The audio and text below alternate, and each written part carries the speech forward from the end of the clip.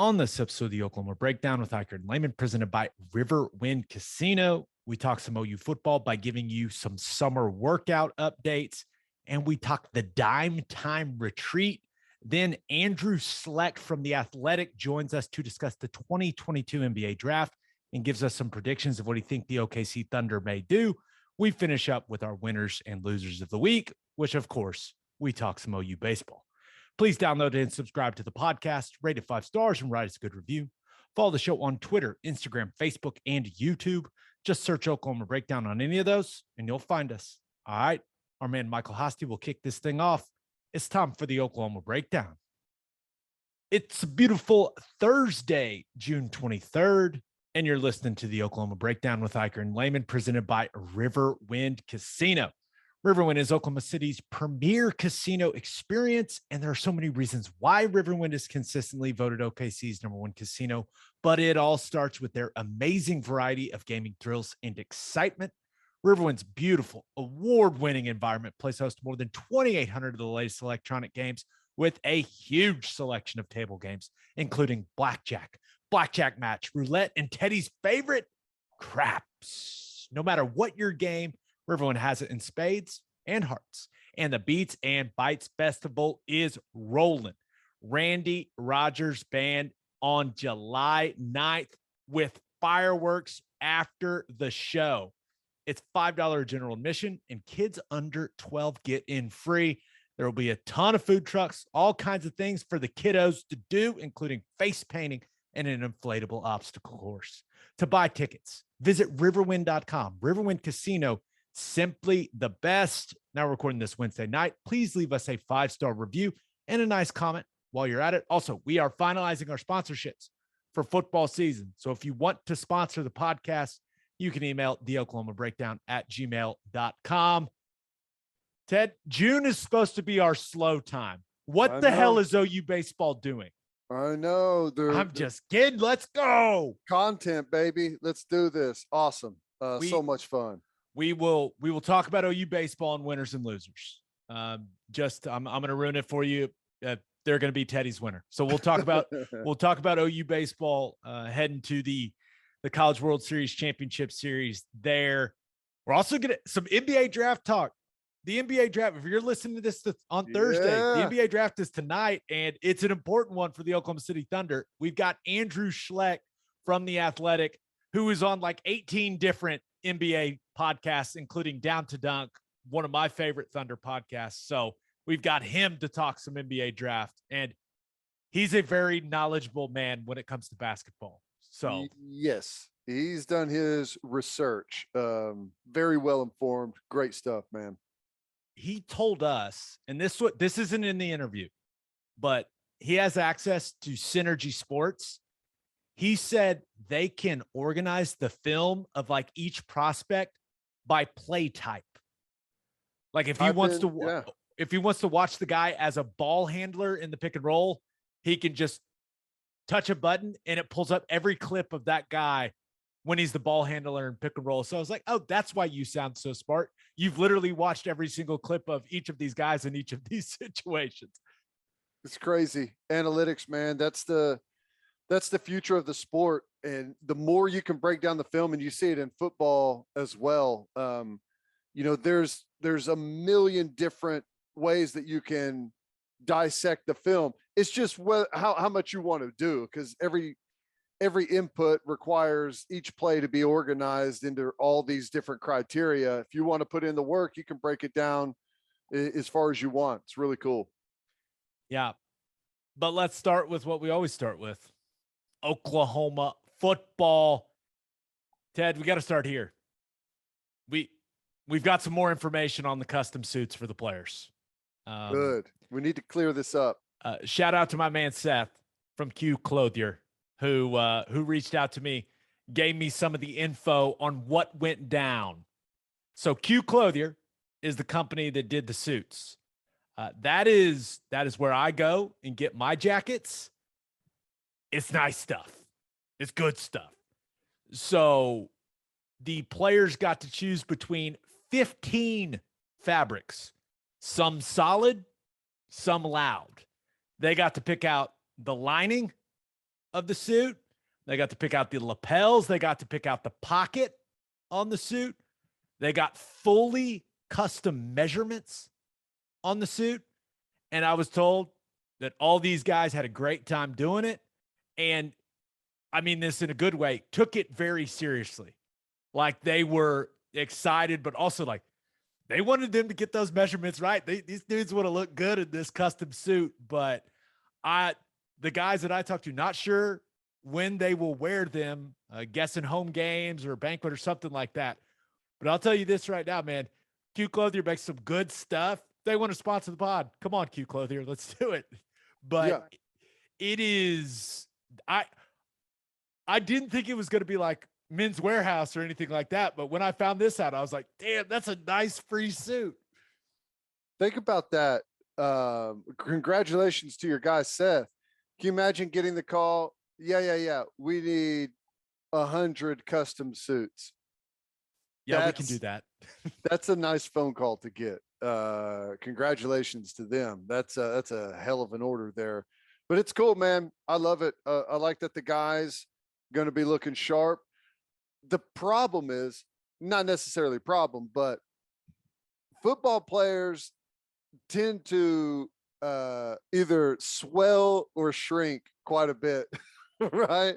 Depending on what's going on. Like, hey, Gabe, we're going to need you to move from tight end to offensive line and put on 50 pounds. This is true. When I played in the NFL, I did not buy any nice suits. Not one, because I knew once I was done that I was going to lose weight. I knew that. So I was like, I'm not going to waste my money on, some $1,000 suit. Like, absolutely not. I went to one of those like buy one, get 5 free Josephine Bank things and loaded up. I swear. Nice. And that's what I wore when I was playing. Now I got them tailored. They looked like they fit well. One of my mottos is reasonably priced suit, great tailor. And it worked out for me. But yeah, no, I wasn't, because I knew there's some of these guys, this suit's getting made. It ain't going to fit in 6 months. That's right. But I don't know. I wonder if it's like a rainy day policy on like getting your car washed, that if you gain or subtract 50 pounds, you get to be remeasured for a new suit. Probably not, but it's still really cool, man. I'm glad those guys get to do that. That's big time to be able to look sharp, job interview, awards, banquet, all kinds of different stuff that those guys are going to. It's awesome. Yeah. All right. Got some summer workout stuff that I, caught up with a couple of guys that are still playing at OU right now. We were just kind of chopping it up and got some workout stories. A couple things that I don't remember doing, and I don't think you did it either. Quads. Do you remember this? Was this a thing when you were there? Because it wasn't a thing when I was there. I don't know. So what is it? Just 4 groups running at the same time? So this is how I understand it. They call it quads. You got two running groups, right? So in your workout group, you divide your group into 2. And basically one group runs a half gasser. So over and back across the field. Then once group 1 finishes, immediately group 2 runs a half gasser. When group 2 gets back, group 1 goes again. So they do 3 half gassers each. So group 1, group 2, group 1, group 2, group 1, group 2.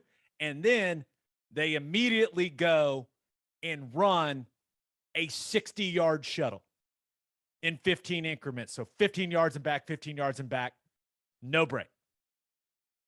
And they do it a couple times. And I said, that sounds awful. Yeah, that's pretty bad. But it is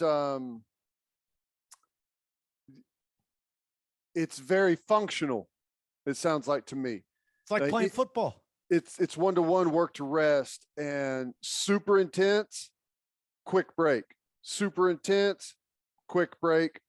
And you push that, and then you get that final little burn on the shuttle, which can imagine what the legs feel like at that point. And it's building that anaerobic capacity, because whenever you're running out an all-out sprint, you're not building the aerobic. You're really sucking into that anaerobic system, and that's what they need. They need to be able to really develop that, and that sounds like that'll get it done. Yeah, that sounds like the quads situation is a Tuesday activity. And Ted, you'd be glad to know Friday's still the worst day of the week. Now it's the best when you're done, but it's still brutal. It's the day they're pushing sleds. They're doing the thing, which I always hated, where you've got like the pop-up dummy, like the heavy one, and you're just having to like drag it backwards and like backpedal, which is just awful. They're taking the hex bar, the one you can stand in the middle of. Yep. 315 pounds, farmer carrying that thing up and down the field. that one made me giggle when they told me about that one. And then this was one of my favorite, doing a little like you remember shift drill, right? In coaches stations, 5 and back, 10 and back, 15 and back, 15. Yep. Yeah, like a suicide, right? Like a mini suicide. So you go 5 yards back, 10 yards back, 15 yards back. They're racing with those, and then the winners get to watch the losers do like partner wall sits. They said they've gone as long as like 3 minutes. I was like, oh my God.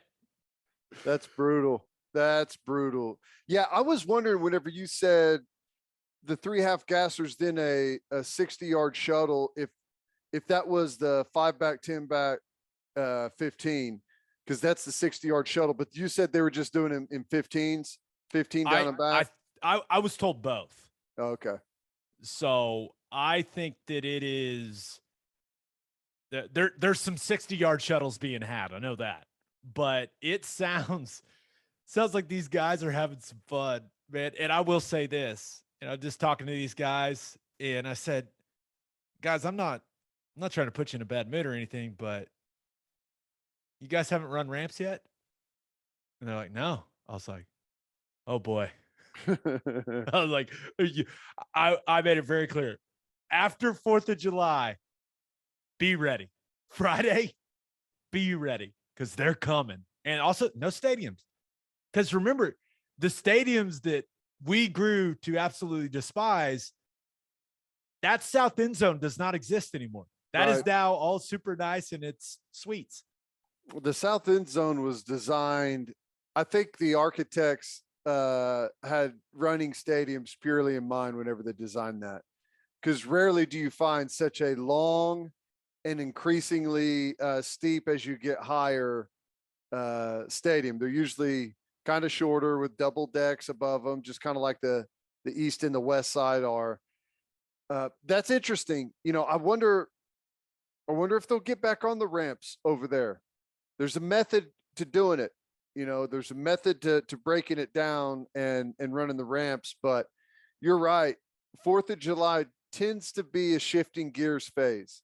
Move on from one little circuit that you've kind of been doing and move into something else. It's kind of same thing in the weight room too. Whether you've been heavy bench, you may move to start doing more heavy incline.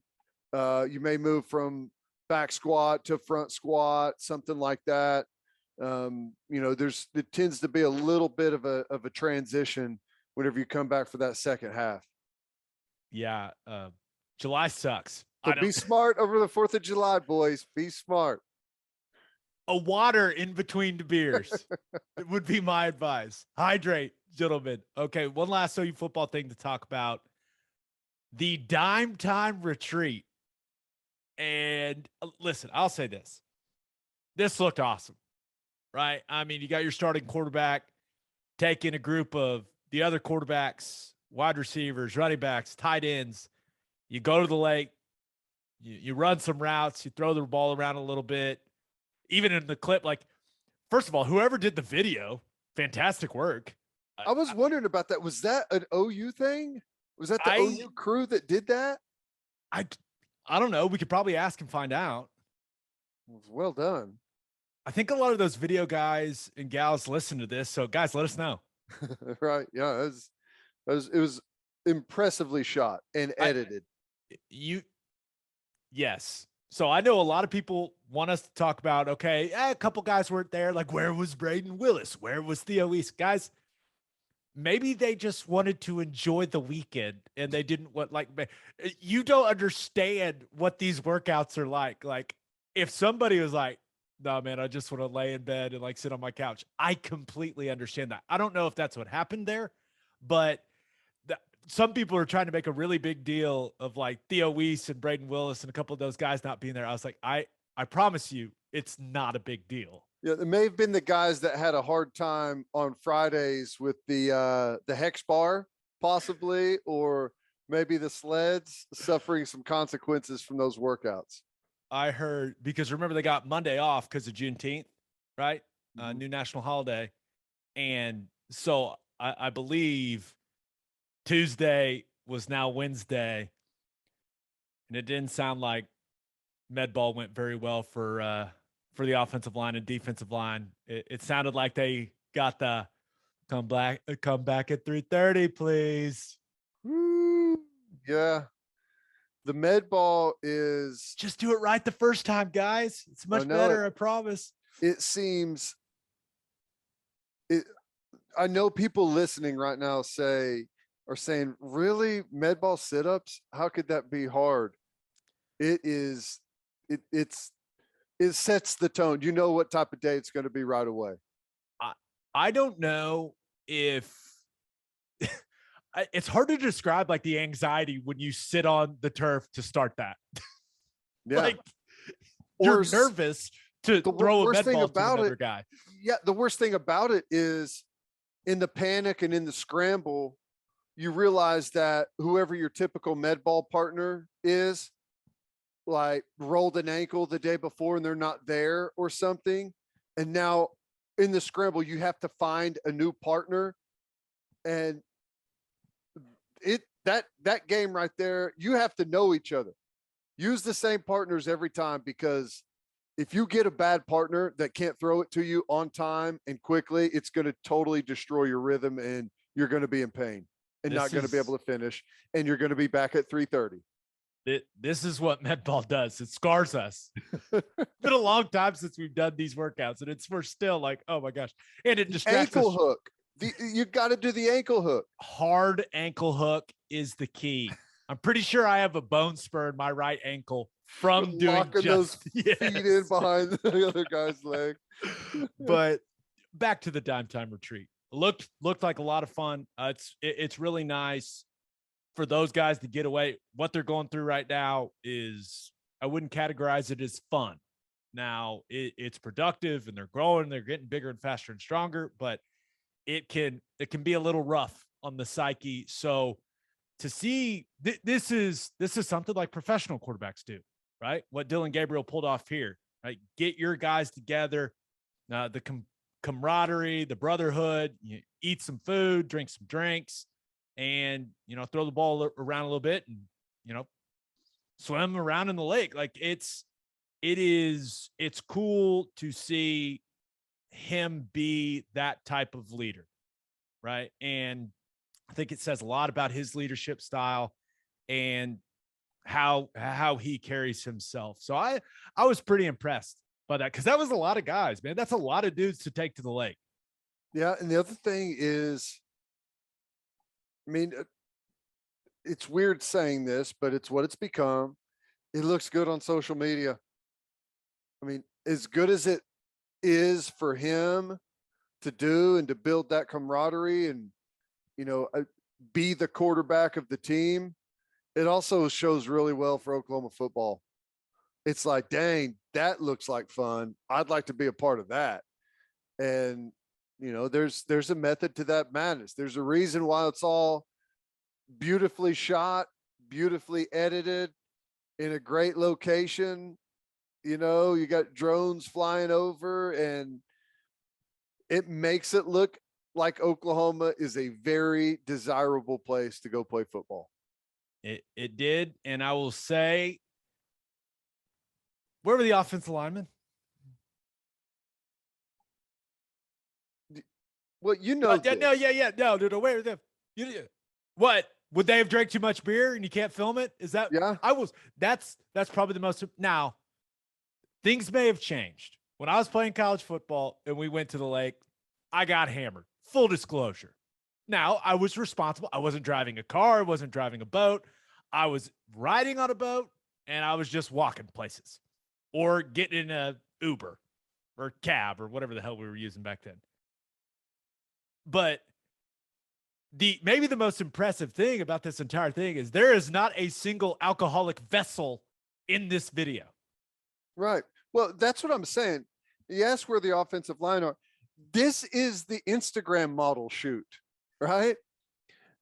Nothing would you ruin. don't want Raym and Harrison and all those guys shirtless in your group pick? Come on, man. I don't want Raym with a belly shirt and the cutoff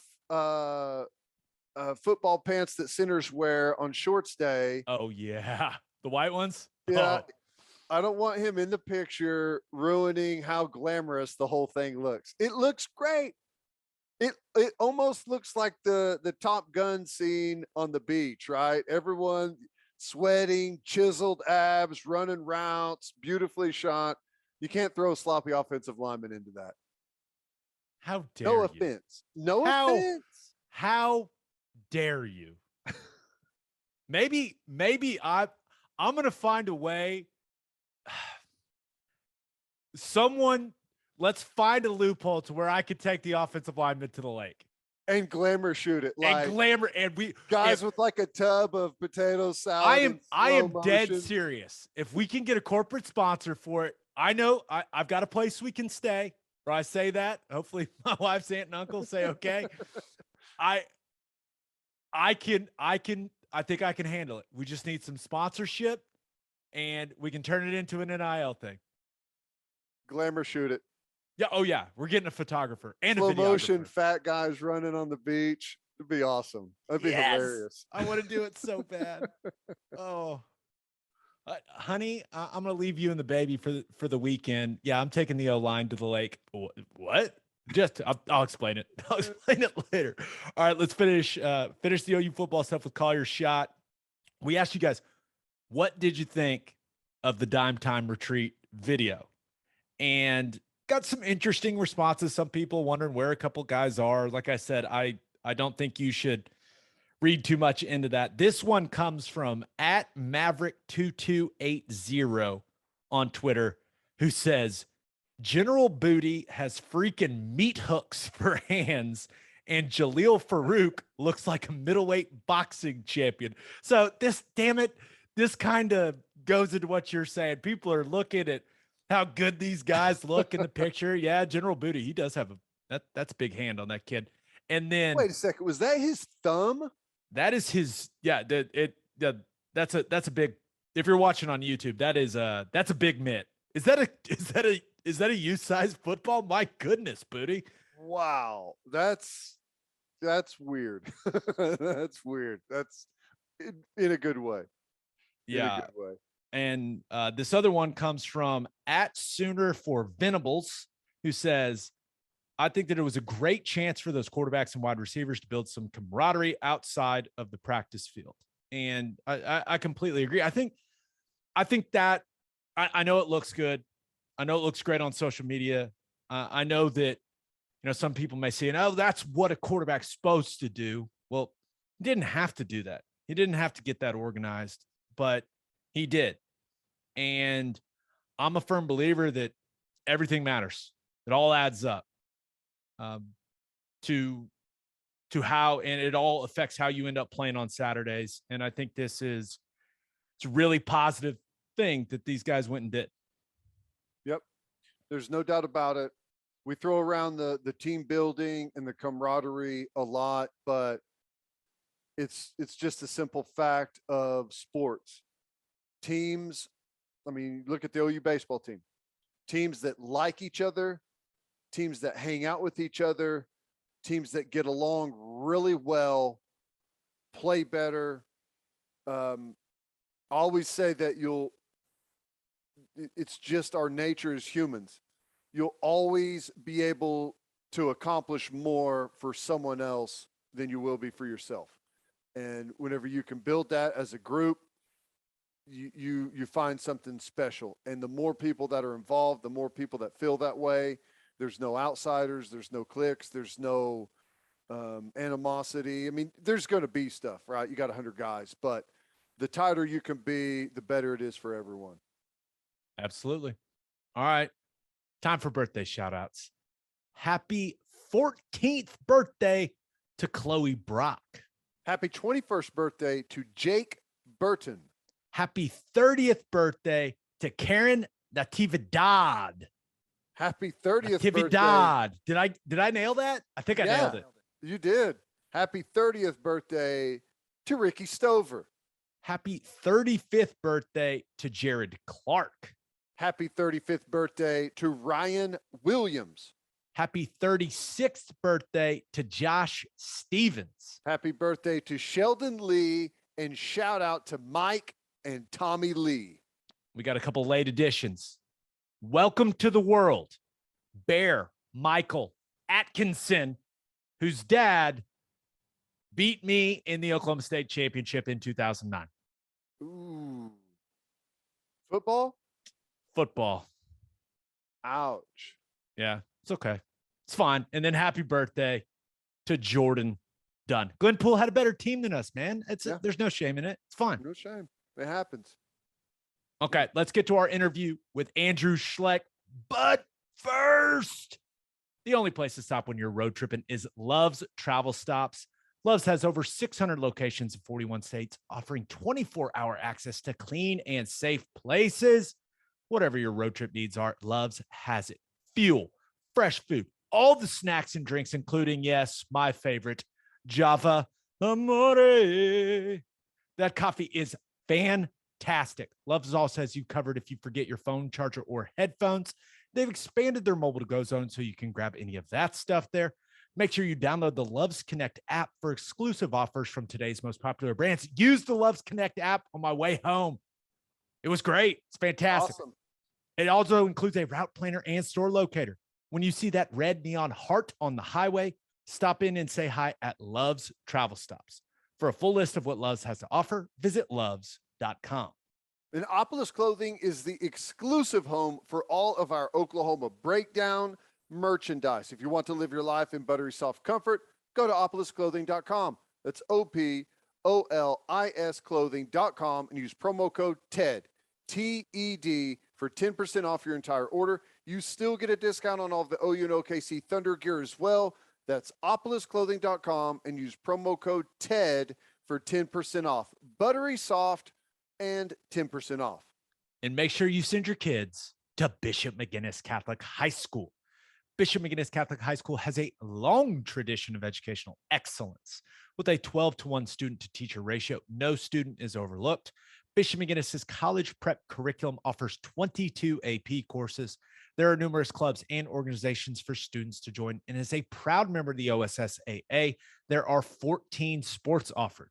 If you want to provide the best possible educational and spiritual development for your children, contact Bishop McGinnis Catholic High School or visit bmchs.org. Remember, financial aid is available. All right, let's talk some NBA draft with Andrew Schlecht. It is our pleasure to be joined by a man who he works and writes for The Athletic. He is the host of the Down to Dunk podcast, which is an absolute go-to for any OKC Thunder fan. And he hosts like 15 other podcasts. Andrew Schlecht's in the house. What's going on, man? You're a busy guy. Thanks for making the time. Yeah, I was glad to. I was really excited whenever you asked me. Yeah, it's an insane time. I mean, I'm just on podcasts or editing podcasts or writing all day. I've been grinding since about 9 a.m. So let's just keep this going. It's the best time of the year. It's got to be difficult. The NBA is always one of the drafts that has so many different moving parts. Yeah. And I don't know if some years are easier than others, but I mean, it's so hard to get a grasp on sometimes right up until the moment that the first pick's taken. This is a tough one in particular because there's not a clear number one. And then once you kind of get past 4, it's really beauty in the eye of the beholder kind of situation because there's a lot of guys in that range that are about the same level of talent, but they do so many different things and they play different positions. And it's going to be a really fun night. It's going to be a fun NBA draft for sure.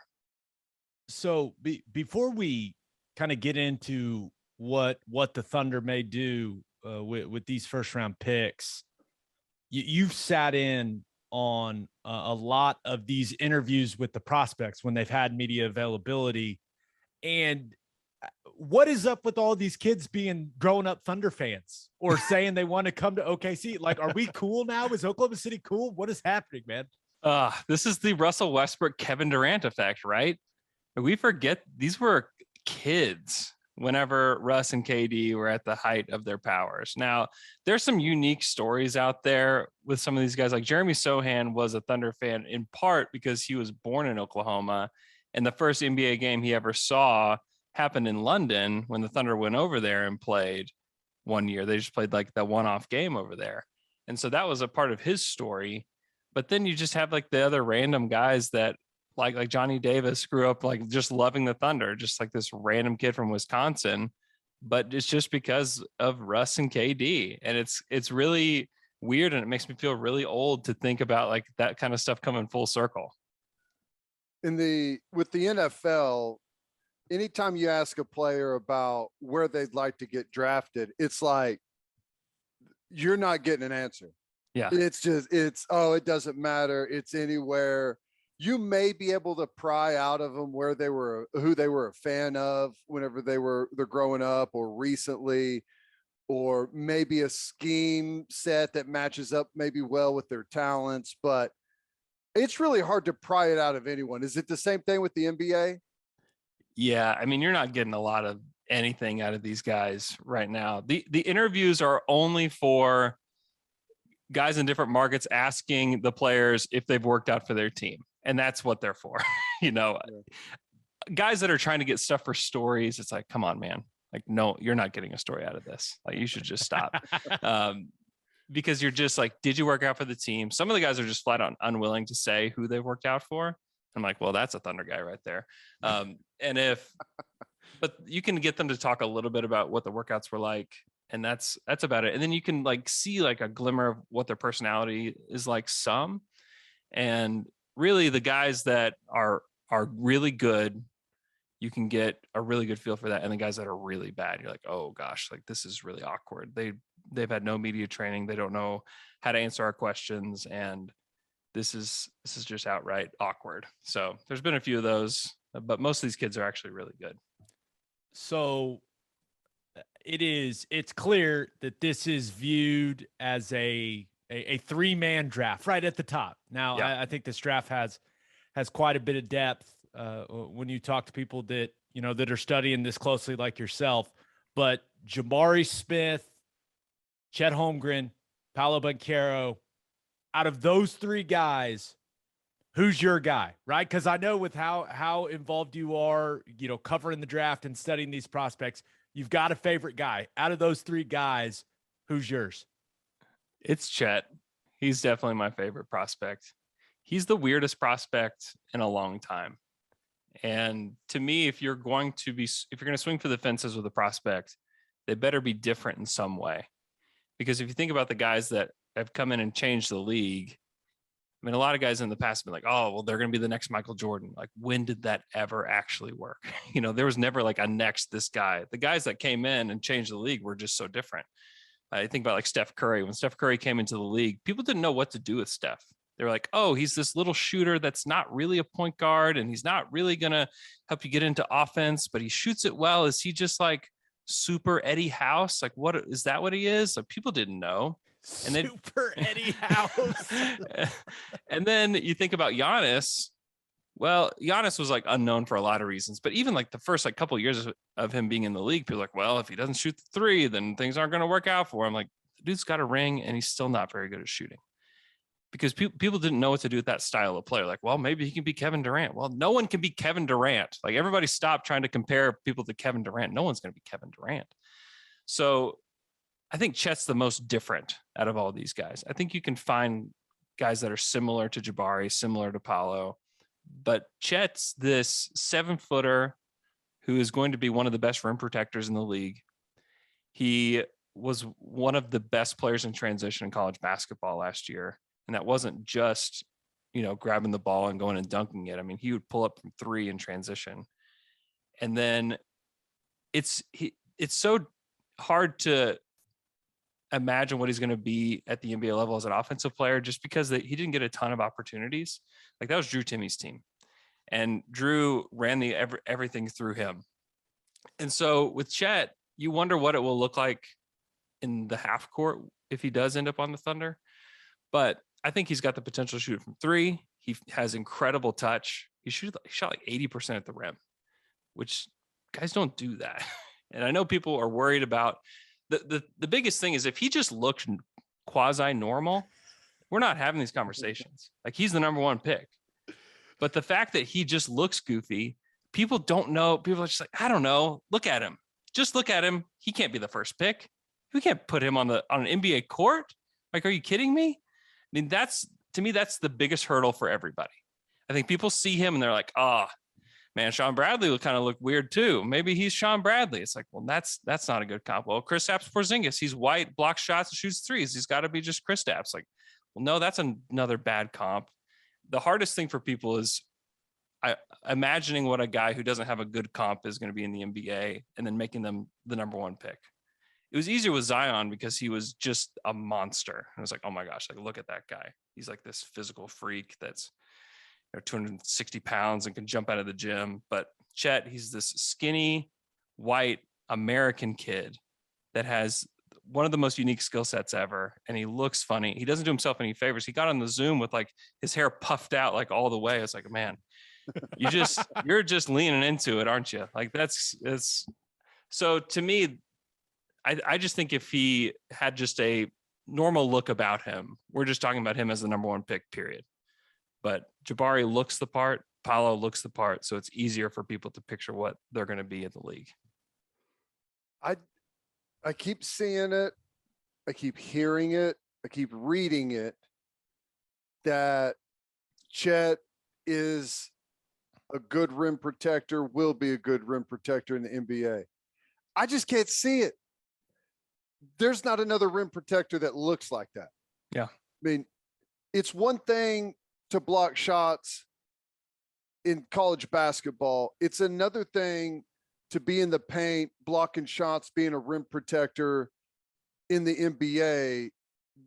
That's where the animals play. And, I don't know. I just, am I crazy for looking at it and saying, I don't know, that looks like a guy that's going to hang around the 3-point line a little bit more than it is hanging around the rim, protecting guys driving to the hole. I think I would agree with you if his personality if he wasn't so driven and like willing to prove to people that he can do more, because he did it a ton at Gonzaga, where he wanted to be around the bucket just because he could finish everything around the basket, because his arms are longer than just about everybody's. He also has really learned how to create a wide base to give himself some more strength. Like, he's not weak. He's really skinny, but he's not weak. And he figured out ways to leverage his lower body so that he just didn't get pummeled every time. I mean, it's funny because I think a lot of people will point to like the first matchup with Paulo Banchero and be like, he just got destroyed. Paulo got him once. And then he tried that on Chet a few other times and couldn't make it happen. I mean, he's got 60 pounds plus on him. And Chet figured out what he wanted to do, and he wouldn't let him do it the rest of the night. But people won't show you those clips. People will show you the clips of Paulo dunking on him and moving him out of the way. But people won't show you whenever Chet figured it out, that Chet stopped him on multiple occasions, him trying to do the same thing. So to me, and also NBA defenses, it's rarely, especially in the post, a one-on-one game. It's a team-oriented defense. And the Thunder Mark Daigneault did a really good job with the defense last year. And they had maybe one good individual defender on the team.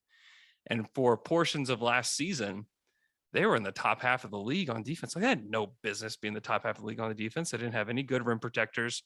They just had a good defensive scheme and some decent athletes and guys that are willing to play.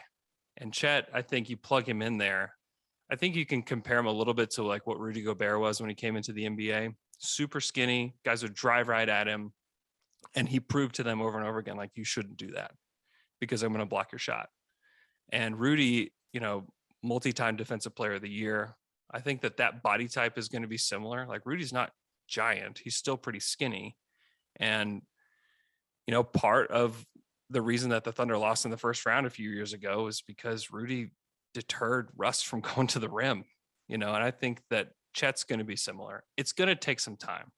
There's no doubt. And the Thunder probably almost prefer it that way, that this next guy is going to take some time, because I think they would like to get another high draft pick next year.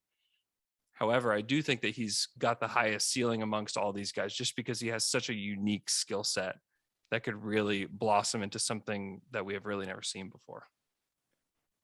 Do you anticipate Chet being the pick at number 2?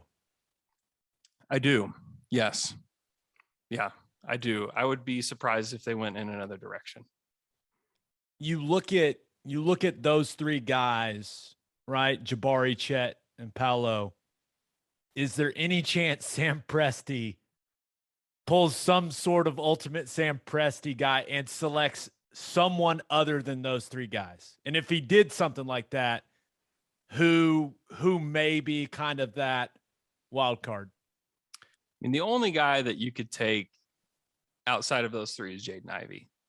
I mean, 6'4", fast as lightning, can get to the rim whenever he wants, has a pretty good mid-range game, a developing outside shot, but the speed and athleticism, you can't teach that, and you can't just go get that. So there's a chance. There's been some smoke on the Thunder really liking him. I don't know if they like him as like their first pick or if they like him as a guy that they would go get with a bunch of assets at 4. I'm not really sure, but he would be the guy. I have a really hard time believing that that's going to happen, though, because you look at what happened after the All-Star break, and there was a big ordeal about Shea and Giddey and who's going to have the ball and who's the primary ball handler. Well, Mark told the media that Giddey's going to be handling the ball more. And, Shea came out and said, well, that's not my plan A. And it was like this whole big deal about who's going to have the ball, who's going to have it most of the time, what's going to happen here or there. It's really the only time that I've seen Shea even have ruffled feathers at all, since he's been here. It was like, you know what, I would rather it just be me, is what he was telling us. And then you're going to add another guard that needs the ball. I mean, a lot of people are like, well, Jaden Ivey is going to play off the ball. I really don't think Jaden Ivey is going to play off the ball in the NBA.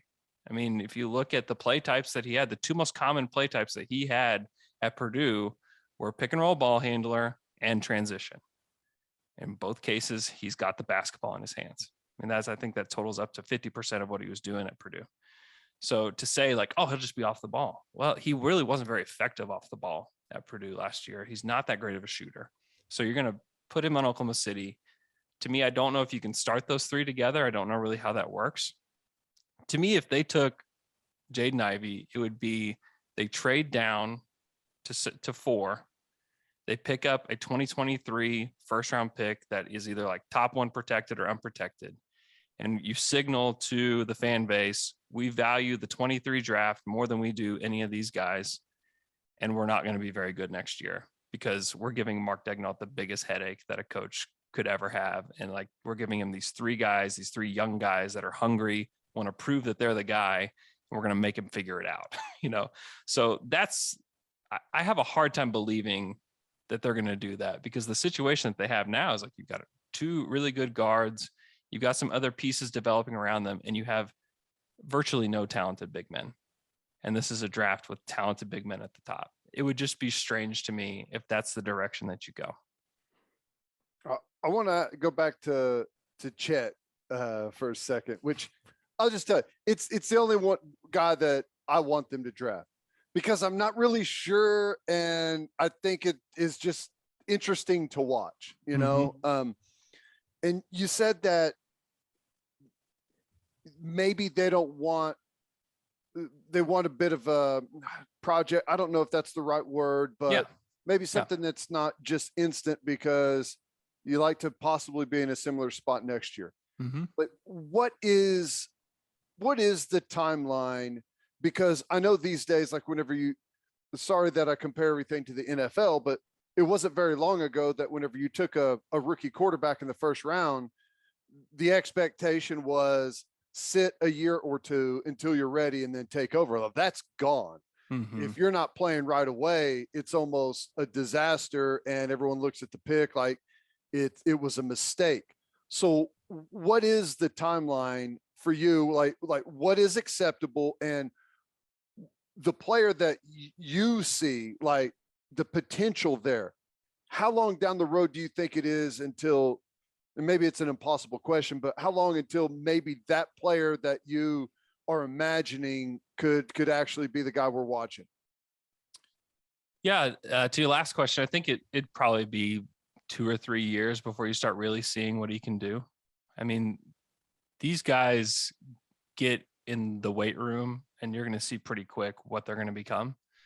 The Thunder are very good about that. This guy's going to be fully focused on basketball only while he's here. And so I don't think it's going to take like 5, 6, 7 years. I think we're probably talking like 2 or 3 years before you're like, oh, okay, I can see it now. And then as far as the timeline goes, I think it's laid out pretty simply. They've got some money on the books. They've got a little bit of space that they can use up before the draft. If they don't use it, it's going to pretty much be gone because Shea's extension is going to kick in. They're going to draft the second pick, which is going to eat up about $10 million in space. So they could use some of that now and absorb a couple more contracts. The Knicks is a team that people are talking about right now that the Thunder could take a couple contracts for them. But then after the season's over next year, the Kemba Walker deal is gone. Derek Favors deal is gone. They're going to have a boatload of cap space. They're going to have their third lottery pick in place.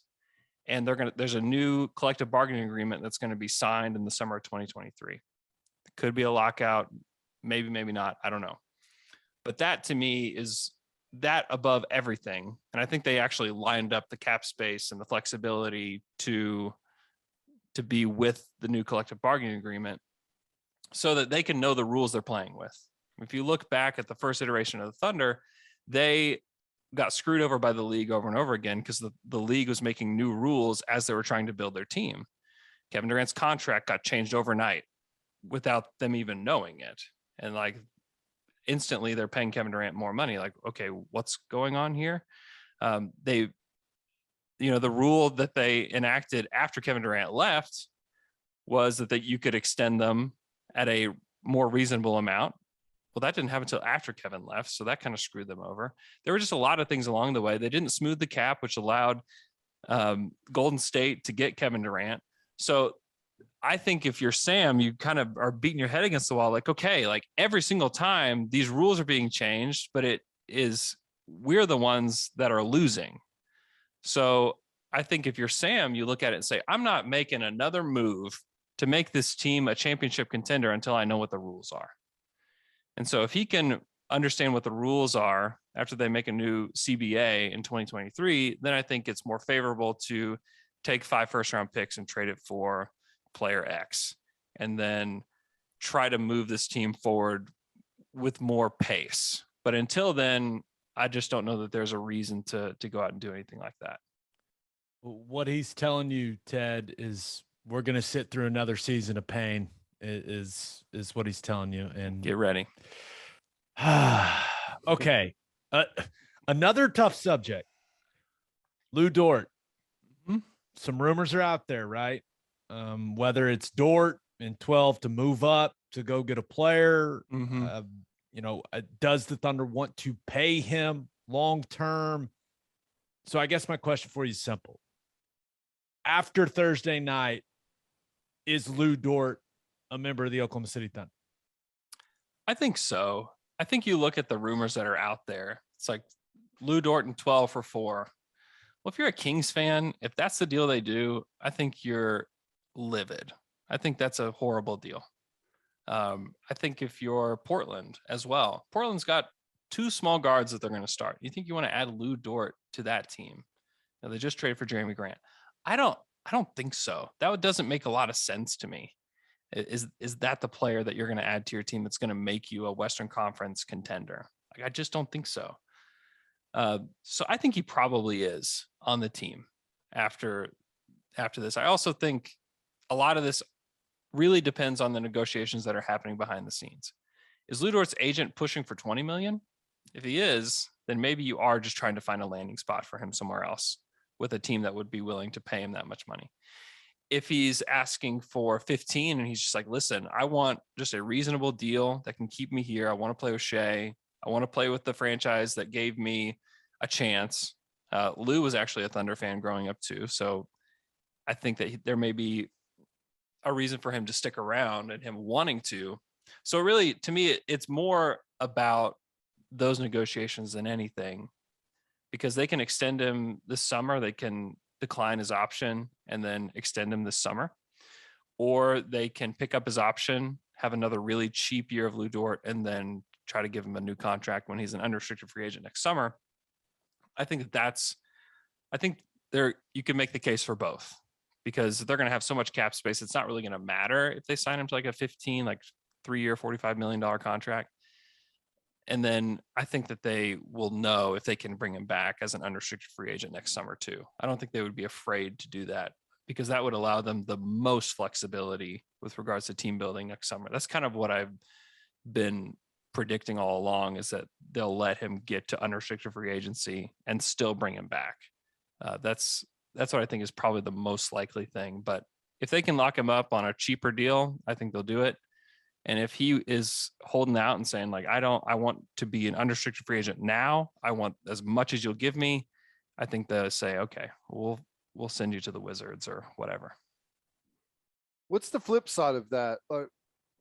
If you're looking at it as a reason to make that move and move up, what would that be? Would it be possibly that, we have a chance at a developmental guy that maybe takes a little bit longer and helps us be bad next year, right? And we've got another developmental guy, and you stay young. Would that be the thinking there, that if you wanted to move up? I think the thought would be, if you have Dort and 12 and even an additional asset or whatever it would cost to move up, that you just think that whoever is at 6 or 7 or 8 is just going to be a star. That to me is why you would do it.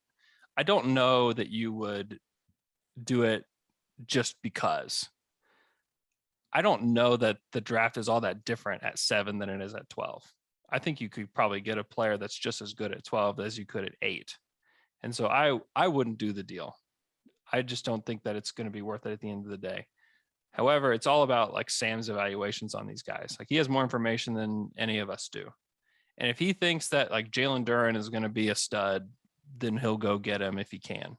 The guy that everybody wants to talk about, Shaedon Sharpe, I don't know if he's going to be any good in the NBA. I have no clue. But if Sam has enough information, and he might. How do you not know? He played so much in college. It's just, I don't know. There's a lot of people out there that have a lot of certainty about Shaedon Sharpe. And I'm like, you just don't know what you're talking about, because no one has any certainty on Shaedon Sharpe unless you're an NBA exec and you've actually sat down and talked to him. But yeah, maybe it's that guy. I mean, that's a big time swing, because if he is as good as some of the people around him think he is, then he could be a star, or he could be Gerald Green 2.0. Like, I don't know. If they can't move up from 12, who do you think's in play there, right? That's kind of the territory, when you look at all these mocks and these evaluations, like your AJ Griffins, your Jeremy Sohans, Johnny Davis, those type of guys. Who do you think kind of fits the Thunder mold that could be available at 12? I think Sohan fits pretty well. He's real skilled on the offensive end as far as passing and ball handling goes for a big. And he's going to be one of the better defenders in this draft. I mean, if you can get him and Chet as like this tandem, I mean, that's the foundation of your defense for the next decade. I mean, it would be really, really special if you could put those guys together. Now, Jeremy's going to have to shoot the ball. He's going to have to learn how to shoot the ball from the corner in particular. but I don't worry too much about him just because he knows how to stay involved in the offense. I mean, at Baylor, he wasn't just parked in the corner. Like, we don't know what to do with you. You're so bad on offense. He's not Andre Robertson. He's not Thabo Sefolosha. He's a guy who likes to be involved in the action. He likes to do a lot of the same stuff that Draymond does, where he's kind of at the nail and can distribute from there. You're going to have to get a shooter on the wing with that crew. I mean, that's the deal, is that if you draft Jeremy, you draft Chet, you are going to have to find a lights out shooter to play the three, because otherwise you're going to have trouble creating space on the offensive end. So I think that he's in play. A lot of people like Ousmane Dieng. He played for the New Zealand Breakers. He's 19 years old. He's 6'10". He's an interesting player. A lot of people describe him as raw, which I think a lot of people tend to think raw means athletic and underdeveloped as a skilled player, but he's not. He's not that athletic. He's a little bit like Nicholas Batum, I guess, would be maybe the best comp that I can think of for him, where he's kind of this bigger ball handler that can distribute a little bit. He's a developing shooter. He shot the ball better at the end of the season there. I'm not a huge fan of him. I think he is a long-term project. I think he's a really big risk at that spot. However, he was the most boring player I've ever talked to, so I'm sure that Sam Presti loves him. So those guys are definitely in play. I think if Shaden Sharp fell to 12, I think it's a worthwhile risk.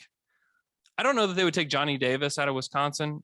I love Johnny Davis. I think that dude is just a baller. He competes at such a high level. Defensively, he's just a maniac. And then I think he's going to be able to hit a three off ball. I think he can handle in a pinch. I think he can attack a closeout. And to me, he's just a winner. Like, I just love that guy. I don't know that they take him because they don't really need a guard. But to me, if he's there, I mean, that would be one of my guys. And he was in a Taco Bell commercial, which that's pretty cool. He sure was. Landed that before he even got drafted. That's pretty impressive. That's a great representation. I know. How many guys do you think they called before they got to a yes from Johnny Davis? Like, we want to do an NBA draft commercial. Who are we going to call? Guys from Duke. Yeah. Oh, they don't want to do it? Carolina, Gonzaga. No. Yeah, Wisconsin. That right. The Wisconsin guy said yes. All right. Bring him in. All right. Well, not necessarily Thunder centric, but I guess it could be. What are the big things that are just kind of rumors at this point that could happen on draft night? Big names, big moves up, big moves back. Just anything out there that you're hearing that would be like a wow moment on draft night? So, I mean, the Hawks are definitely trying to do stuff. They did not like the way their season ended last year. They did not like the way their season went, period. John Collins is a big part of that. John Collins is going to be traded, whether it's on draft night, I don't know, but he will be traded this summer. That's going to happen. And I think that they would like to package John Collins in 16 to move up. Now, that is definitely not a Thunder related rumor. The Thunder are not going to try to acquire John Collins. Although there is like a reasonable fit there with the team. I just don't think they're going to do that. So, but that's something to watch. Certainly. You have a team like Charlotte who's got 13 and 15. They want a big man. I don't know I think they want Jalen Duren, who may or may not be there at 13. So you could see them move 13 and 15 up to 10 or up to 9. I think that that's something to watch for. New Orleans has a few guys circled. They really want Dyson Daniels. I think they really want Ben Mathurin out of Arizona. And if both those guys are gone, which I think is very possible, you could see them trade back. I think that is the most likely trade up team with the Thunder is New Orleans, where they could make some kind of deal that is maybe future asset based, or I don't know what player they'd want from the Thunder, but I think that there'd be a conversation there about that for the Thunder to move up to 8 to take whoever they like there. I mean, those are definitely things. And then the Knicks are desperately trying to get cap space. Whether or not they're willing to use 11 to acquire cap space, I don't know. So this is where the Thunder could come into play, where they just take Evan Fournier off their hands and maybe they could get 11 or some kind of future pick. I mean, honestly, if you can get any future pick that belongs to the Knicks, you're doing pretty good. So I would expect it to be a future pick if that does happen and not be 11. But that's something to watch for as well. I think there could be some activity. And then the Kings are going to be the Kings. They're going to do something dumb. I don't know if that's taking the wrong guy. I don't know if that's going to be trading out, but the Kings are going to perpetually be the Kings. That's a tremendous way of putting it. Andrew, I know you're extremely busy right now, man. You've been on everything that I've been listening to, but thanks for coming on, man. We really appreciate it. And enjoy draft night, man. The work is almost over. That's right. I can't wait. It's going to be so fun. If you live in Oklahoma City, you should come join us at Fassler Hall in downtown OKC from 6 to 10. It's going to be an absolute blast. This will be the first time since Steven Adams was drafted that I will have heard of a player that we're taking. This is the first time. It's been a while. It's going to be fun. Honestly, this year and next year should be like the foundation of the next Thunder team. And so it's kind of cool to make some kind of memory with regards to what they do. So I'm looking forward to it. Let's hope it goes well. Thanks, man. Yeah. Thanks, fellas. Appreciate it. It's going to be Chet. I'm going to have to learn to love him. I'll say this. Andrew sold me. I'm team Chet. Here we go. Let's go, Chet. Big Holmgren guy right here. This guy, big Holmgren guy. That's the pick I want just because I think it's interesting. Definitely. Chet is, I don't know, because I'm not totally sold on it. And that's okay. I don't need to be. I don't know much about the basketball world. I have my questions, but I think it would be a lot of fun to see a guy like that develop into a star. Yeah, definitely. I just wonder how many people are going to think he's foreign because they're going to think it's not Chet. It's like Shea Holmgren, Yeah, I think whenever Presti picture the draft, automatically you get a new pronunciation of your name. You're automatically an international player. Right.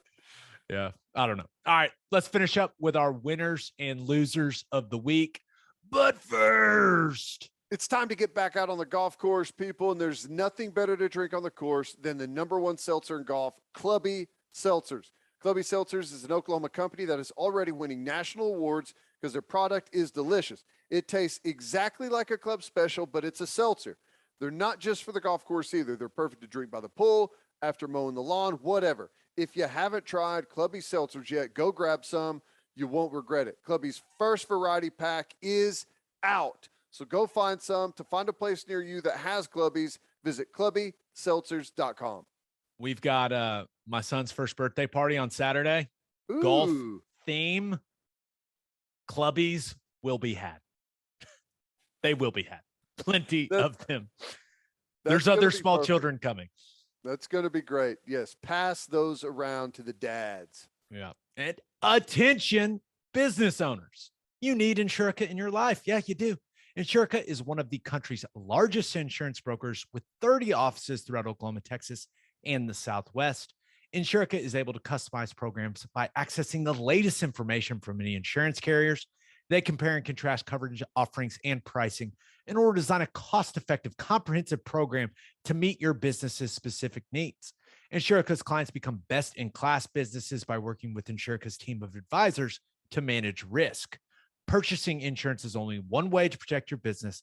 Best-in-class businesses win by avoiding a loss in the first place. If your business partners with Insurica, you'll save huge amounts of money and take back control of your total cost of risk. I'm an Insurica client, and you should be too. If your business wants to be best in class, connect with Insurica at insurica.com. That's INSURICA.com. As always, Ted, kick us off. Who do you have as your winner of the week? OU baseball, baby. We're in the final series. Amazing. The run these guys are on is just incredible. Another victory. Cruise over A&M. Sandlin was on it. His stuff was just beautiful. Dude, you talk about setting the damn tone. Yeah. coming out there in the first and just mowing them down. That was Crazy. awesome. I didn't realize this, but Sandlin and Horton, the two games that they've had, I think Sandlin had 12 strikeouts. Cade Horton had 11. You know, those two games are the most strikeouts in a College World Series game in Omaha since Mark Redmond in 94. It's crazy. Wow. Yeah, it's insane. And they both did it back-to-back games for OU. And not to bring up something sad, but like Sandlin, didn't his sister pass away? Like, I think it was, just a couple weeks ago. I remember reading something about it in the Tulsa World. And that's just, it's almost one of those, meant to be. Like, that kid deserved that performance. And like, he was so clutch, man. Like, he had some situations, right? I think it was the fourth inning where he gave up the 2 hits to start the inning. Yeah. But then bounces back with back-to-back strikeouts. And I think he did it like in the second as well. Like, he was, when it looked like he could get into a jam, he just struck guys out. Yep. And I mean, anytime A&M was threatening, he just shut the door on him. It was so impressive. It was so impressive to me. And I'm not here to act like I'm some baseball aficionado and I'm watching hundreds of games a year or anything, but I understand this about sports. When you are desperate, when your back's against the wall, when it is win or go home, you have a sense of urgency that usually heightens your performance. A&M had that, right? It was a desperate team, right? They had to win or they were going home. OU was not in that situation. It's only natural to be, some people say, oh, you're more relaxed. But when you're on that edge, that sense of urgency, that's where you want to be, really, in my opinion, in sports. And Sandlin just said, sorry, guys, not today. I mean, he just absolutely shut him down. Yep. He was working it. The bats were good again. Jimmy Crooks drops another bomb. He's on one right now. Just a fun team. Everyone contributes. Everyone's playing well. They haven't been perfect, but they've been dang near perfect. And it's, was a big time game. And frankly, they turned it into a snoozer, which is good. That's what you want. It was so boring. Yeah. That's like what the you last want. 3 innings. It went by quick, and you look up and it's like, oh, they're 9 outs away. Oh, they're 5 outs away. Oh, they're 2 outs away. Let's end it with a nice, tidy little double play here to wrap things up. I mean, it's just clean baseball, aggressive baseball. They're getting it from everyone. And honestly, the setup could not have worked out better. They've got their 1, 2, and 3 guys all going to be working on full rest for game 1, game 2, and if necessary, game 3. All guys are coming off of great performances. They're feeling good. Confidence level is high. You couldn't ask for anything better right now. I agree. And I feel like we need to talk about this when it comes to OU baseball. There seems to be this group of OU baseball fans that aren't fans of other OU fans now cheering for OU baseball. They're like, you're not real OU baseball fans. To those people, I say, relax. Just relax. We're all on the same team here. Yeah. Hey, you may be. Listen, I have never pretended that I watch every OU baseball game. No, I am very honest. I get my OU baseball knowledge from Toby Rowland and Eddie Radosevich. And I watch a couple games now and then. When they started getting things rolling, yeah.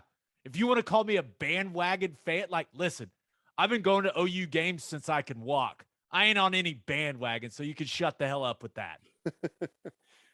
I I will say, like, I understand what some of those people like, oh, you haven't been riding with us the whole season. Sorry. Like, can't we all just get along? We're all OU fans. I don't understand this weird animosity between what seems to be this small group. It seemed to, at points of time, seem to be angry. And maybe it's because some of the things are, critical, some of the posts on social media and stuff like that. But I mean, who's got anything negative to say about this team right now, Ted? What, I get it. Oh, I totally get it. I understand because there's a core group that has been there, rain or shine, good and bad, thick and thin, no matter what. And you've been grinding all of this time with the baseball team, sometimes mad at them, sometimes happy, but always there. And I understand that now everyone else is going to show up and celebrate what you've been waiting on this whole time. You've been waiting on it for 25 years. Everyone else that's showing up has been waiting on it for 5 minutes. I understand completely, but that's the nature of the beast. You have, it's the same thing in basketball. Basketball goes to the Final Four. There's a ton of people that start to show up. Softball, same thing. They've been winning like crazy now. It's the hottest ticket in town. When you win, that's what happens. Why?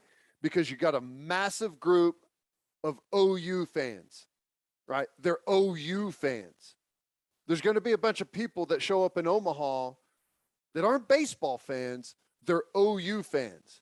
And they're going to go to whatever OU event is happening at the time that's drawing the attention, that's winning games, that has a chance to go to a national championship. That's how it goes. They're OU fans. Now, football has way more hardcore than baseball does. Hopefully the numbers start to grow with baseball. But, that's what's going to happen at a place like Oklahoma. They're not necessarily bandwagon fans because they've always been OU fans. They're just going to what team is on the hunt at the moment. Yeah. And I think a lot of us, listen, I went to my first OU game, I think in 95. And I went to every home game in 95, in 96, in 97, in 98. So I understood at a very young age what it's like to support a team that's not winning a lot, is not having a ton of success. And then, boom. I never, like when things took off, and obviously those were your teams, when things took off, I never thought, oh, you people weren't grinding with my 6-year-old self back in 96. Like, I don't know. It's just, yeah, the same thing happened. Everyone should be in a good mood about OU baseball right now is maybe what I'm trying to say. Right. And I do understand it, but my hope is that this ignites something. And I don't expect next year that all of a sudden the stands are going to be completely full for early season games in late February. All right. That's not my expectation, but I do expect there to be more people than there was this year and the year previous. And I do expect that there's going to be more eyeballs on it. And I do expect that there's going to be more money channeled that way. And I think this is going to be good for OU baseball, 100%. Yeah. Speaking of more money channeled that way, OU announced a $5 million gift from Brian and Kim. I'm going with Kimry. I think so. Kimry. That's how I've been saying it. Yeah. A couple from Bartlesville. That'll go to the L. Dale Mitchell Stadium renovation. So this run, I saw Skip Johnson's tweet and I was like, oh boy, someone got a donation. And then this came out shortly after. So the only thing that was better than that was Crooks's dad hitting the cameraman with that finger gun on ESPN. That was after, I think it was after his second hit in the game. It wasn't the homer. It was the next one. I think he just hit the finger. It was dad swag to the max, man. It was fantastic. That's great. So much fun. I'm glad that they're enjoying it. I'm glad the fans are enjoying it. I'm glad that the fruits are already coming in. And I saw the rendering of like what the baseball facility is going to look like whenever it's done. Looks pretty good, man. Looks really good. Yeah. All right. Who'd you have as your loser of the week? I had to go with Roger Goodell. Now he was up in front of Congress, and it was interesting. First of all, I don't even know why he's there. Is this really something that Congress needs to be spending time on? There's a million other things going on. Why do they need to get to the bottom of what's going on with the Washington Redskins? Is every single business out there that has some issue going to go and comment in front of Congress think it's stupid? But anyways, whenever he was there, I thought it was so funny. He got asked why Dave Portnoy is banned from NFL games. And he said, I don't know anything about that. And I guess he was under oath. And now there's like this big campaign about he's just committed perjury by saying that he lied under oath. He lied under oath. I thought it was so funny. And it's just a dumb look. I'm sure he was like on the list of things that, hey, this might get brought up. I don't think on that list they came up with Dave Portnoy being banned from NFL games. So I think he was probably shocked at the moment, but I will not be convinced that he doesn't know anything about that. I thought that was awesome, and just another in a long line of bad looks for Roger Goodell. Yeah, and he basically went up there and was like, I can't really do anything about Dan Snyder. I'm sorry. Right. It's not up to me. And all the Congress people were just peppering him. Maybe my favorite part of the video is just like how uncomfortable he looked the entire time. He did not look like he was having any fun at all. Well, it's got to be miserable. You've got people he should have just pulled a Snyder and not showed up. Yeah. I don't know why he would show up. I don't know. I think it's just the biggest waste of time ever. I have no idea why he's there, why any elected official gives any rip whatsoever what's going on there. So dumb. Yeah, and I'm sure Goodell, that was only, what was it, 20 of 24 for Deshaun Watson settled? Did you see that? So now you talk about he was testifying in Congress. Now he's got that situation where they probably had a pretty good idea of what they were going to do. Now you've got 20 of those 24 cases, civil cases settled with Watson. Goodell's probably like, man, what a week. Yeah. I don't know. I'm fascinated to see what goes down with that. I don't know. Some people are saying that they expect a significant suspension, but I don't even know what that means. I mean, 6 games is significant. Now, I don't think it's significant for Deshaun Watson's situation, but 6 games is still a significant suspension for a player and for a team. So I don't know what that means. Like, is a year suspension, is that significant? Is that what they're talking about? I don't know. I'm fascinated to see what comes down. Yeah, that's kind of the storyline that's kind of looming over the entire NFL season. So we'll see. All right, let's get to my winner and loser. But First Fidelity Bank is a full-service financial institution based in Oklahoma with tailored solutions for all your personal and business needs. Checking accounts, saving accounts, home loans, and much more. They do it all, whether it's online banking from your computer or mobile banking from your phone. Everything is stress-free with FFB. Making mobile deposits, paying bills online, and moving money to different accounts could not be easier. First Fidelity Bank provides free ATMs worldwide, making banking convenient wherever you are. They also give back to the community. FFB donates a total of more than $500,000 to local charities and educational foundations. Make your life easier and go bank with First Fidelity Bank. Visit ffb.com for more information. And if you are a whiskey or bourbon drinker, stop what you're doing. Head to your favorite liquor store and buy some Balcones products. You got to grab some of Balcones Lineage Single Malt Whiskey. It was just voted one of the top 20 whiskeys in the world by Whiskey Advocate, and you'll be shocked by how affordable it is. Also, you got to snag some of Balcones Baby Blue Corn Whiskey. Oh, it's made from He blue corn. forgot. That's He the forgot. fancy corn. No. It's made from the blue corn. That's the fancy corn. And that is why it has won more than 25 awards. Last but certainly not least, you got to buy some of Balcones Pot Still Bourbon. Its big flavors make it the perfect bourbon to drink year round. Yeah, you can drink it when it's going to be 104 degrees this weekend. Woo. Remember, in 2012, Balcones Single Malt won the Best in Glass competition, beating brands like Johnny Walker and Macallan. It became the first American distillery to win the competition. This stuff is the real deal, people. If you love great whiskey and bourbon at a great price, then Balcones products are the only way to go. The whiskey may be made in Texas, but the owners are from Oklahoma. To find a liquor store that has it, visit balconesdistilling.com. All right, for my winner of the week, this is very personal. Thought about going with Minivans because Ted drove home from Dallas to OKC in a Chrysler Town and Country rental car. And my God, Amazing, right?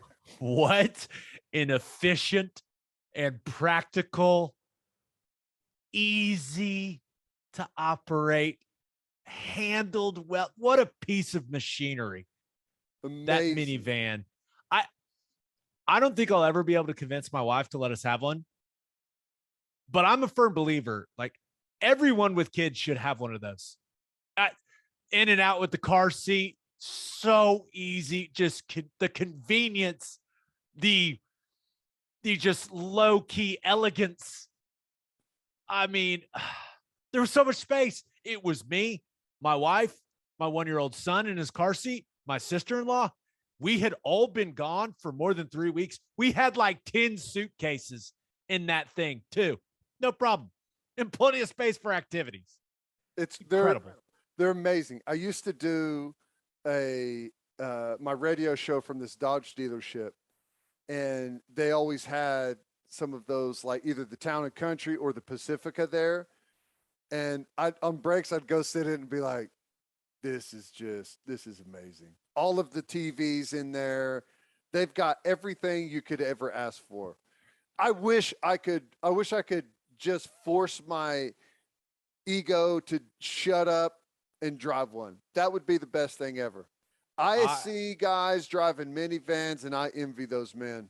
I do. I envy having that confidence. I know. I will say, my wife fell asleep last night.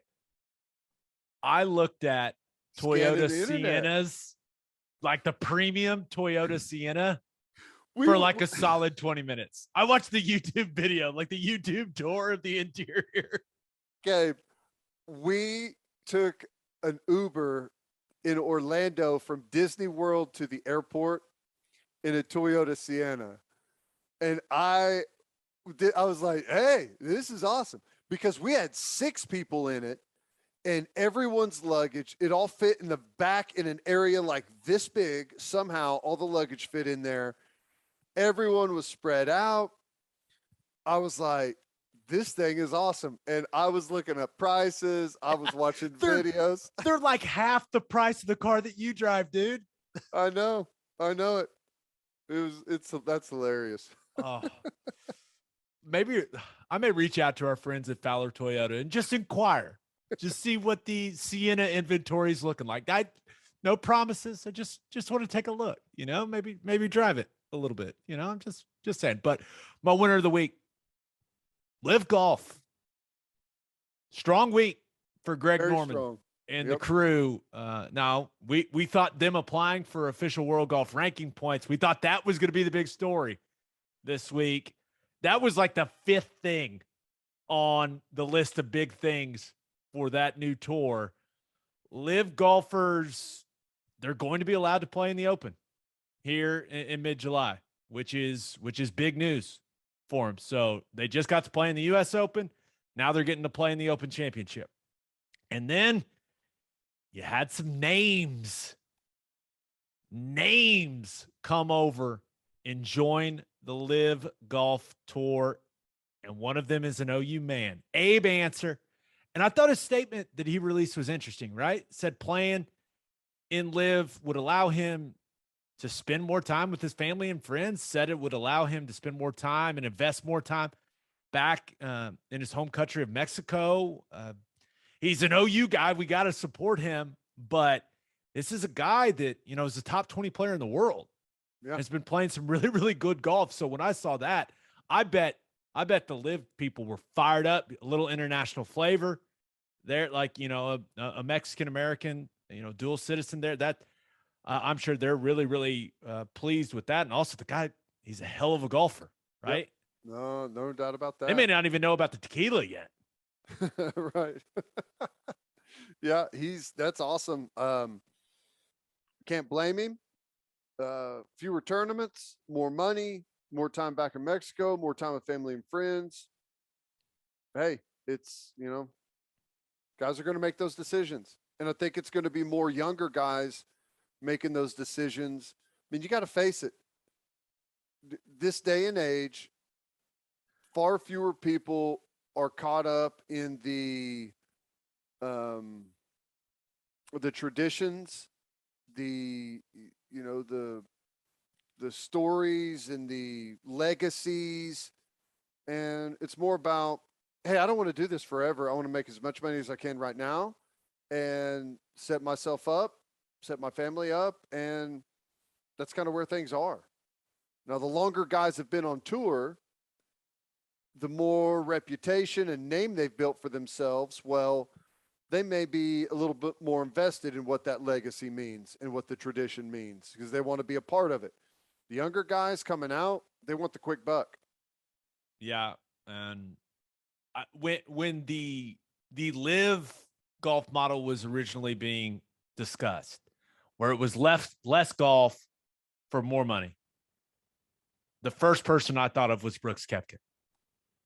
Because I had heard him go on podcasts and talk about how, like, he doesn't golf in the off season and he thinks golf should be 12 holes or 13 holes instead of 18 holes. And like, sometimes he just like blacks out on the back nine. He's like, wait, where am I? Oh, so he was the first guy who was like, that sounds like something Koepka would be interested in. But then he had the pressure at the US Open, which is kind of hilarious now, where he's basically blaming the media to their faces for creating what he called a black cloud over the U.S. Open with all the conversation about LIV. And then a couple of days later, he jumps and goes and joins. I mean, it's hilarious. And there's no way he didn't know he was going to make this move at that point in time. Like, I can't believe he was able to say that with a straight face. That's impressive.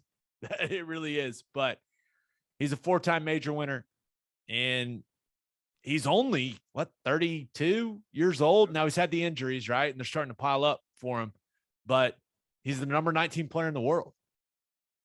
And he's a name. Like, yeah. Abe Answer, I think personally right now is a better golfer than Brooks Koepka with what Koepka's dealing with physically, but Brooks Koepka's a name. Like, that's a big get. He's one of the most popular guys on the tour. And everyone loved the Koepka DeChambeau beef that was going on last year, right? That was a big deal. It was the most talked, other than Tiger, of course. It was the most talked about thing in golf. I bet they recreate that somehow. Just let them fight. I bet they recreate it, and that gets a lot of people kind of locked in to where they watch, and kind of off you go. It I don't know. It's really interesting. Maybe the biggest thing that happened is the reaction the PGA Tour had.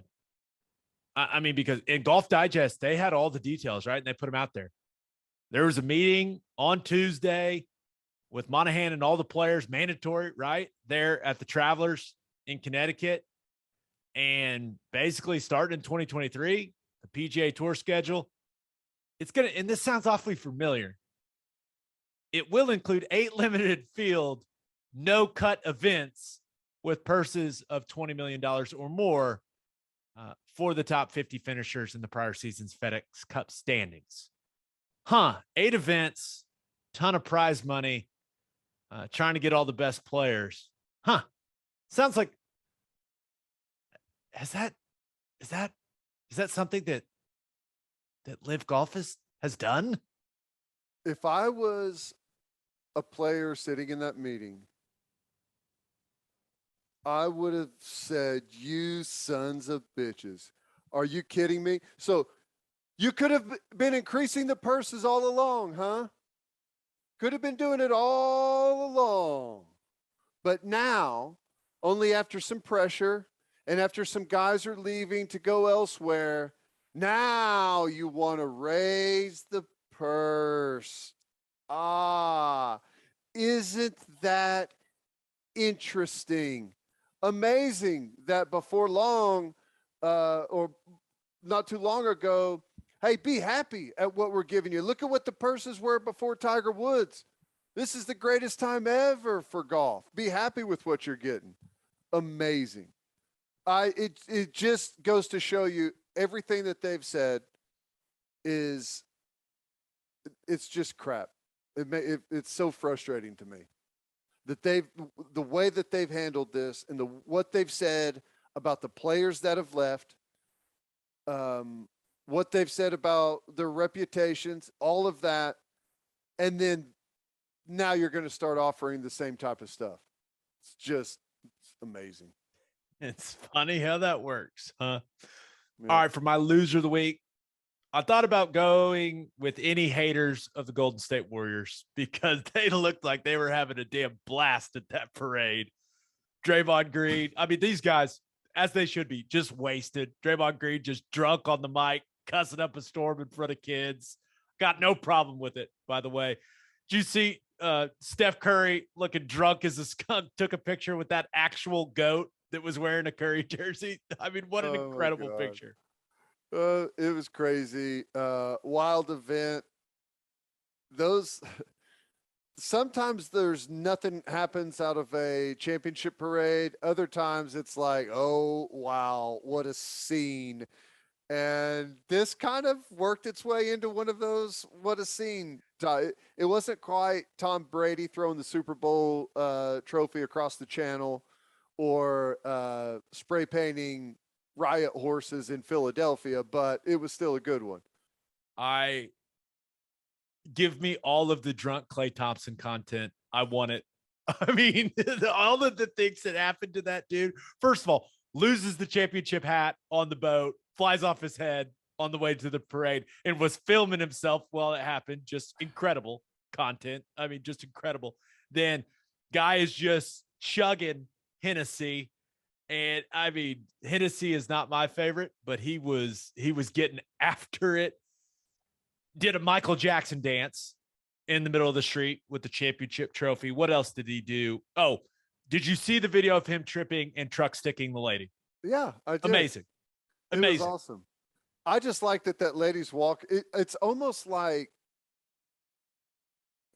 I was watching a movie or a video game, and it was just a planted person in a scene, because she just walks with her cup directly like it was all planned into his path. Hilarious. She gets flattened, instantly was probably super pissed off, and then it's like, oh, hey, Clay. What's up, Clay? I'm sure a signed jersey or something is coming her way in the mail. But yeah, do you see he's going to talk. It looks like he's going to talk to fans, and his championship ring falls off and like goes underneath the barricade. I mean, the guy was a mess. It was awesome. And then Draymond put a video out of it looked after the parade. He's like in the hot tub at the facility. He's like, my body needs this, man. It was, I mean, he is so likable. It's awesome. I also thought about going with anyone that said the Tampa Bay Lightning were dead. Woo. They bounced back and not only did they win the game, they beat the hell physically out of one of the Avalanche guys. That was wild.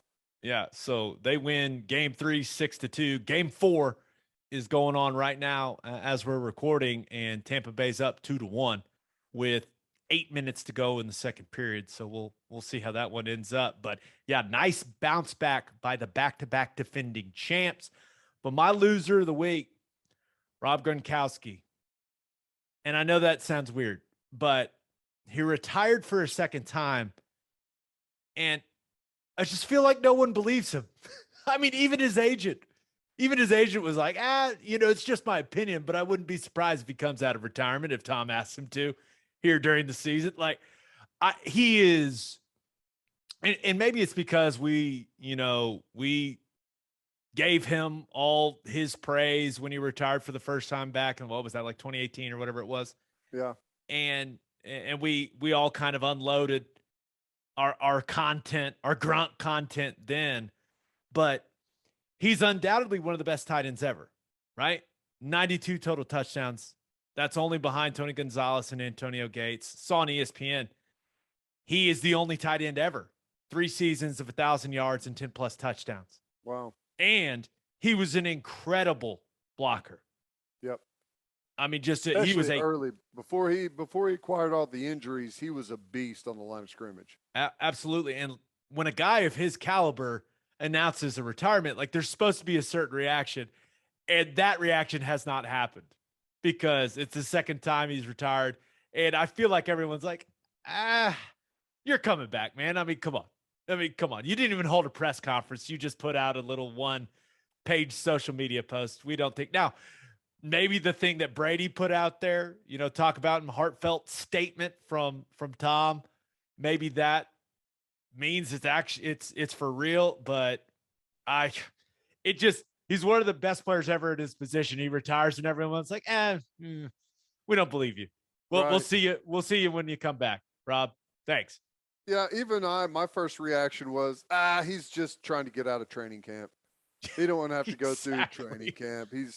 He wants to show up, 4 or 5 weeks into the season, depending on how the start of the year went. If it looks like maybe they're going to win a Super Bowl, maybe he'll show up. But no, there's no doubt. I think he's probably done. He's got a lot of hard miles on him. Oh yeah. He's not nearly what he once was. He's still effective at times, but I kind of get the feeling that he's probably ready to move on. Yeah, and the reality of it is he would make more money doing media stuff than he will get paid playing. Probably right. Yeah. And because they're paying some of those guys now. Whew. He's hilariously entertaining. Yeah.